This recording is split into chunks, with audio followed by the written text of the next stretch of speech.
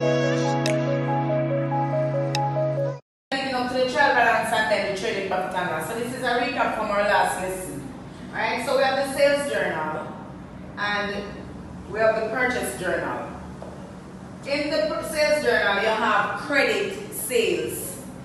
And these persons are debtors, meaning they took goods from us and credit and did not pay. Alright? So we have to record it. It's like the journal is like a diary, right? So you have to record it in the sales journal. So after you record it in the sales journal, you're going to transfer it to the sales ledger. So it is only the debtors account which will be open in the sales ledger. So for example, on April 1st, M. Brown, so the folio represents where it will go next.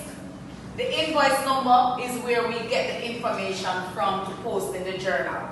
So on April 1st, M. Brown took $200 worth of goods and credit. So in order for the business to have evidence of that, they opened M. Brown account in the sales ledger. So this is saying that M. Brown is a debtor, and debtor is considered to be assets. Assets increase on the debit side based on the rules, the principle.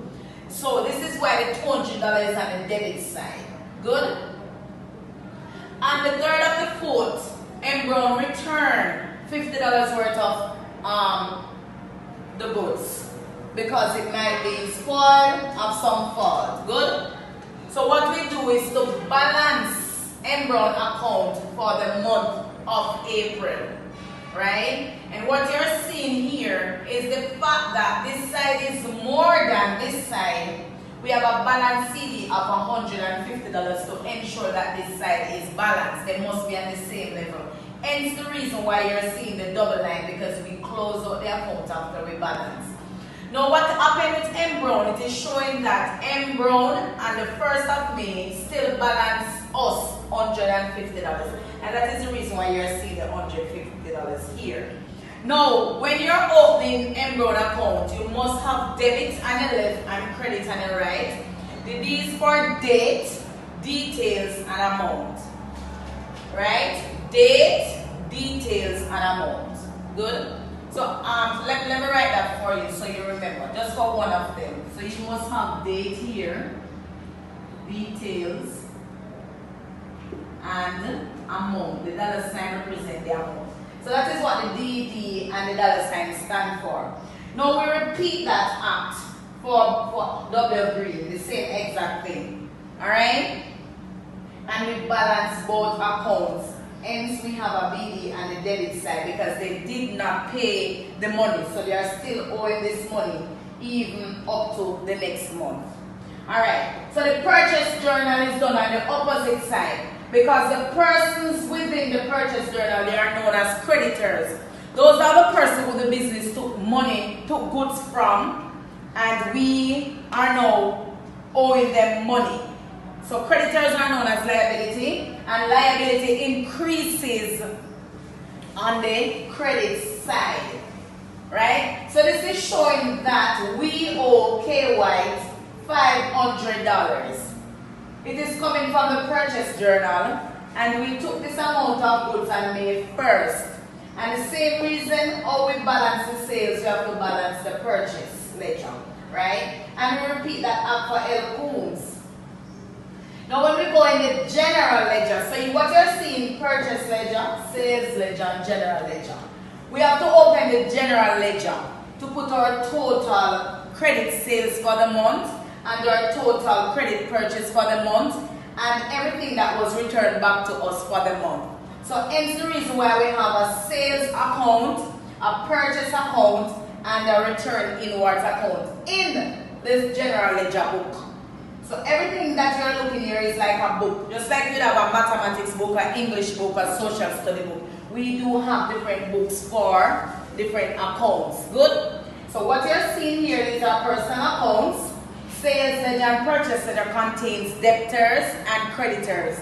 Everything else goes to the general ledger. Every other account.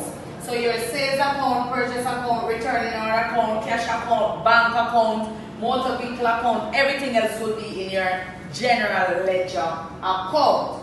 Now when you balance off each account, right? We put those balance in what we call a trial balance. Let me show you exactly. Show you the link, right? So what we're doing is like a cycle, showing you exactly where we get information from and then where it goes, right? So remember, the invoice is where we get information from to put in the sales journal. Then after we take it from the sales journal, we put it in the different ledgers. Good? Remember now, I said only credit sales go in the sales ledger. Those persons are known as debtors. They owe the business money. In the purchase ledger, we have creditors, persons who the business owe money. Alright? And then we open in the general ledger. Because of space, I took the balances from the general ledger. Sales account balance is a credit balance of 500. Purchase account balance is a debit balance of 1100 and returning warrants of a debit balance of 50. So now we are going to open our trial balance. So this is from 1 to 1. So we have trial balance. Good. We can put date if we want, right? Name of the account. Good. And we have debit goes first at all times. Good. Debit. And then we have credit. You draw the line. Good. Alright, a trial balance in this case must balance. Good. So how we go about a trial balance? We pick up the name of the individual accounts in the ledgers, in the different ledgers. So we go in the sales ledger, we go in the purchase ledger, we pick up the different names. Good. And we go in the general ledger and we pick up the names. But the fact that you know that every single person in the sales ledger are known as debtor, we can accumulate all the balances together and just call it debtor. Or you have a choice or an option of putting them individually. What would you do? Would you put M Brown and W Green, or you just add both of them and call it debtor? You want us to do that? So both M Brown and W Green are known as debtor. Good? So there's no particular order in which you can put the name, so both of them are debtor. When we have the balances of M Brown and W Green, we get what? 350? Good. Which side of the account is it on? Credit or debit? So we put it exactly on where we took it. We took it from the debit side, we put it back on the debit side. Good? Everybody in the purchase ledger are known as creditors. Don't.